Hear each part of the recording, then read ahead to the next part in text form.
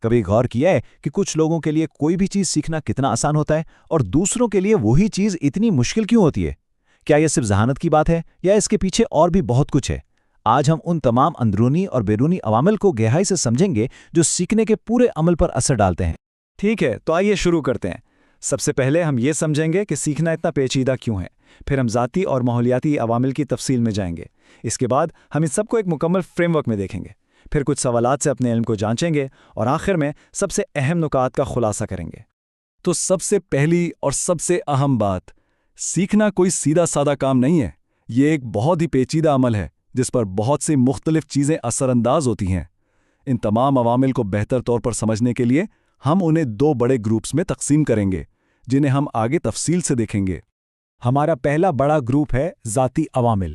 یہ وہ تمام اثرات ہیں جو ایک طالب علم کے اپنے اندر موجود ہوتے ہیں، مطلب وہ چیزیں جو اس کی حیاتیات، اس کی نفسیات اور اس کی ذہنی حالت سے جڑی ہوئی ہیں۔ آئیے دیکھتے ہیں کہ یہ کیا ہیں۔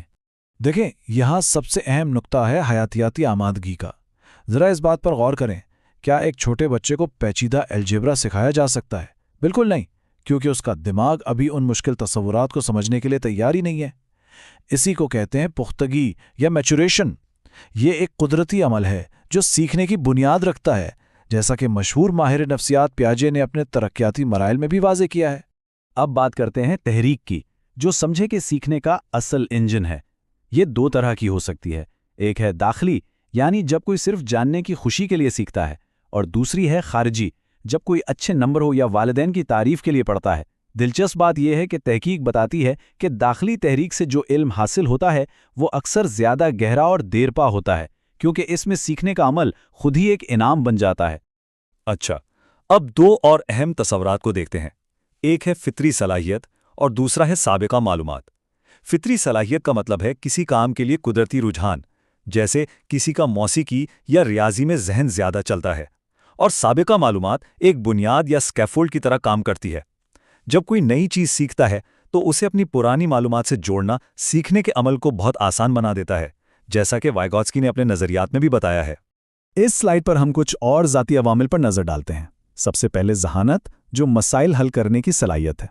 پھر آتی ہے جسمانی اور ذہنی صحت، سوچنے کی بات ہے، ایک تھکا ہوا یا پریشان ذہن بھلا کیسے سیکھ سکتا ہے؟ اور آخر میں توجہ اور دلچسپی، اگر کسی کی توجہ ہی نہیں ہے تو سیکھنے کا عمل شروع ہی نہیں ہو سکتا۔ یہ تمام عوامل ایک دوسرے سے گہرائی سے جڑے ہوئے ہیں۔ ٹھیک ہے، تو ذاتی عوامل تو ہم نے دیکھ لیے، اب چلتے ہیں اپنے دوسرے بڑے گروپ کی طرف، یعنی ماحولیاتی عوامل۔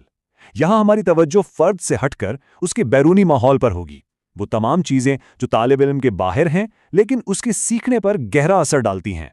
یہاں دو ماحول سب سے اہم ہیں، گھر اور اسکول۔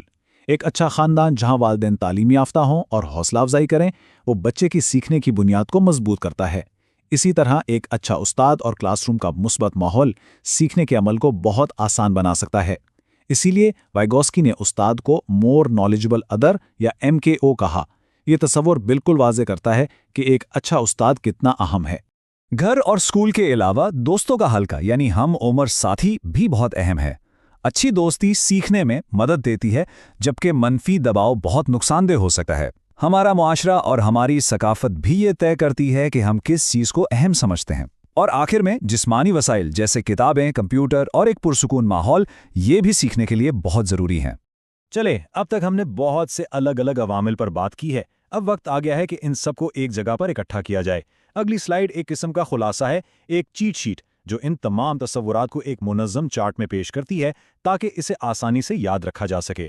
یہ چارٹ دیکھیں، یہ ہر چیز کا ایک بہترین خلاصہ ہے۔ اس میں تمام عوامل کو دو واضح گروپس میں تقسیم کیا گیا ہے، ایک طرف ذاتی عوامل جیسے تحریک اور صحت، اور دوسری طرف ماحولیاتی عوامل جیسے خاندان اور اسکول۔ یہ نوٹس لینے اور مطالعہ کرنے کے لیے بہترین ہے۔ اچھا، تو اب جب کہ ہم نے تمام نظریات کو سمجھ لیا ہے، آئیے اپنے علم کو آزماتے ہیں۔ یہ ہے فعال یادآوری یعنی ایکٹیو ریکال کا حصہ۔ میں ایک سوال پڑھوں گا، آپ جواب دینے کی کوشش کریں اور پھر ہم اس کا صحیح جواب دیکھیں گے۔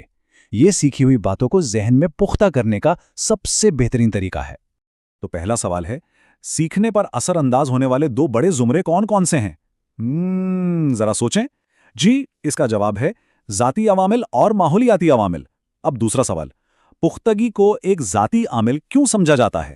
क्योंकि ये एक अंदरूनी हयातियाती अमल है जो बच्चे के अंदर होता है और सीखने की बुनियाद बनाता है। अगला सवाल, क्या बच्चे के तैयार होने से पहले उसे सिखाना मुफीद है? इसका सीधा जवाब है नहीं, ये कोशिश और वक्त का ज़िया है।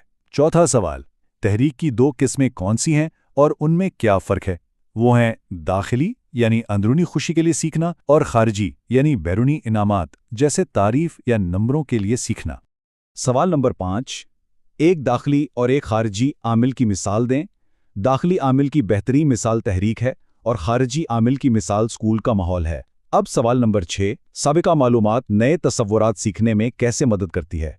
ये एक बुनियाद फराहम करती है जिस पर नई मालूमात की इमारत खड़ी की जा सकती है और इससे सीखने का अमल आसान हो जाता है। 7वां सवाल, तहरीक का असल किरदार क्या है?